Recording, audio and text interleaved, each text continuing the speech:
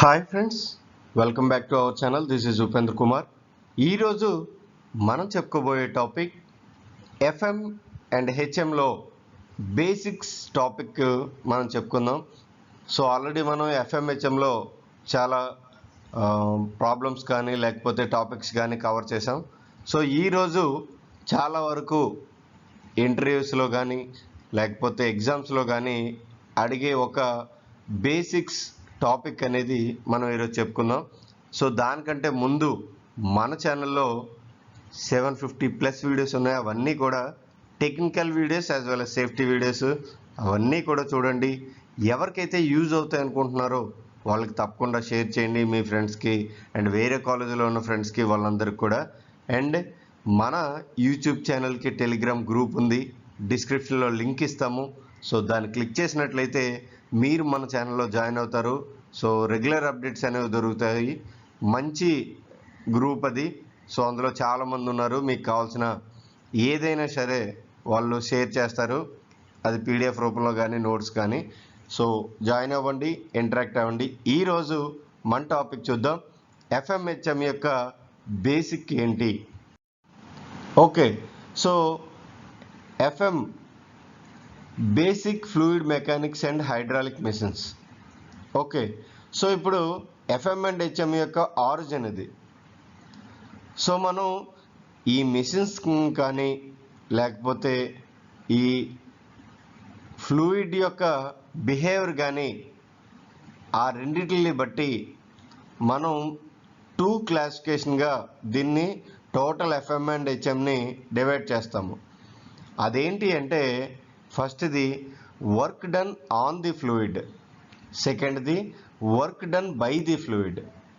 ఏంటి work done on the fluid, ఏంటి work done by the fluid అంటే, work done on the fluid అంటే మనం వర్క్ ఏదైనా ఒక ఫ్లూయిడ్ మీద అప్లై చేస్తే, దాన్ని మనం work done on the fluid అంటే ఒక ఎక్స్టర్నల్ ఫోర్స్ అనేది ఫ్లూయిడ్ మీద యూజ్ చేస్తున్నాము. ఎందుకు అంటే మనకు కావాల్సిన ఆ యాక్టివిటీ కంప్లీట్ అవ్వడానికి. సపోజ్ పంప్స్ ఉన్నాయి. ఓకే, సో పంప్స్ ఏం చేయాలి, ఒక ఫ్లూయిడ్ని ఒక ప్లేస్ నుంచి ఇంకొక ప్లేస్కి పంపించాలి.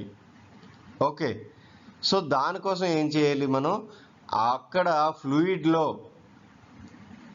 ప్రెషర్ అనేది మనం డెవలప్ చేయాలి. ఎందుకు అంటే, సపోజ్ పంప్ అనేది ఏం చేస్తుంది, మనకి ఒక ఎక్స్టర్నల్ మోటార్ ద్వారా, ఇంపెల్లర్ ద్వారా, సో ఆ ఇంపెల్లర్ కనెక్ట్ అవుతుంది కదా మోటార్ నుంచి. పంపు గురించి మనకు బాగా తెలుసు కదా. సో ఆ ఇంపెల్లర్ మనకు రొటేట్ అవుతూ ఉంటే ఆ పంపులో ప్రెషర్ డెవలప్ అవుతుంది, ఆ పంపులో ఉన్న ఫ్లూయిడ్లో ప్రెషర్ డెవలప్ అవుతుంది. సో దానివల్ల ఒక ప్లేస్లో ఉన్న ఆ ఫ్లూయిడ్ ఇంకో ప్లేస్కి ట్రాన్స్ఫర్ అవుతుంది. ఓకే, సో మనం ఒక ప్లేస్ నుంచి ఇంకో ప్లేస్కి ఈ ఫ్లూయిడ్ని ప్రెషరైజ్ చేసి పంపిస్తున్నాము. ఓకే, దాన్నే మనం work done on the fluid అన్నాం. మరి work done by the fluid అంటే ఏంటి అంటే, ఈ ఫ్లూయిడ్ ఏదైతే ఉందో దాని ద్వారా మనం వర్క్ చేస్తే, అంటే వర్క్ అనేది తీసుకుంటే ఆ ఫ్లూయిడ్ నుంచి, దాన్ని మనం work done by the fluid అన్నాం.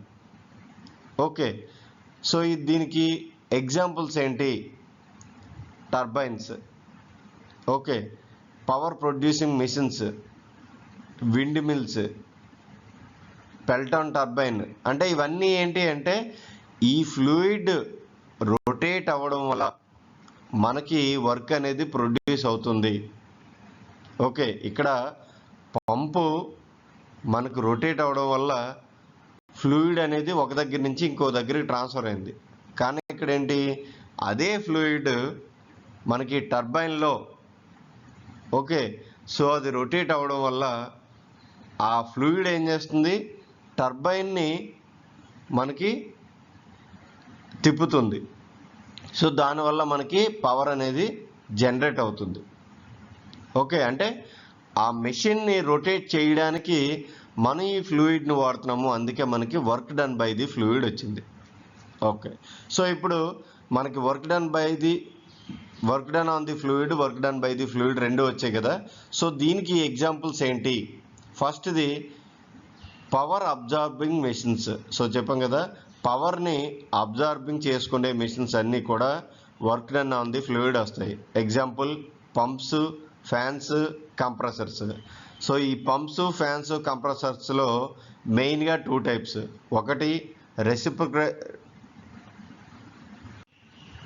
ఒకటి రెసిప్రొకేటింగ్ టైపు, రెండోది రోటరీ టైపు.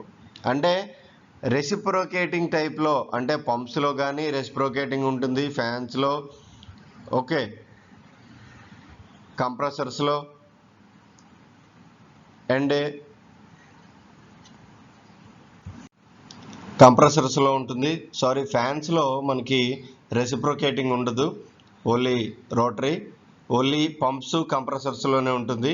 సో ఇప్పుడు మనకి రెసిప్రొకేటింగ్లో మళ్ళీ 2 types, crank driven and direct drives.